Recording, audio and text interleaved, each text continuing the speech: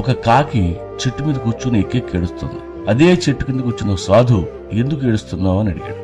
అప్పుడు కాకి చెప్పింది, నేను నల్లగా ఉంటాను, ఎవరు నన్ను పెంచుకోరు, ముద్దు చేయరు, నన్ను ప్రేమించే వాళ్లే లేరు, ఏ ఇంటి మీద వాళ్ళ కర్రతో కొడుతున్నారు, నా మీద నాకే చిరాకు ఇస్తుంది స్వామి, ఈ ప్రపంచంలో అందరూ బాగానే ఉన్నారు, నా జీవితమే ఇలా ఏడ్చింది అని చెప్పి ఏడుస్తుంది. ఎవరు బాగున్నారు అని అడిగాడు సాధు. అదిగో అక్కడ హంసని చూడు స్వామి, ఎంత అందంగా పుట్టిందో అంది. ఒకసారి వెళ్లి ఆ అందమైన హంస ఆనందంగా ఉందో లేదో కనుక్కో అన్నాడంట సాధు. కాకి వెళ్లి హంసని తెలిసింది. అప్పుడు హంస అన్నది, నాది ఒక అందమైన తెల్ల సున్నం కొట్టి దేవుడు నన్ను ఇక్కడ పడేశాడు, ముగుడు తెచ్చిన ముండులా ఎప్పుడూ ఈ కొలంలోనే తిరుగుతూ బతకాలి, ఆ మఖాం చూడు ఎంత అందంగా పుట్టిందో అని హంస ఏడ్చింది.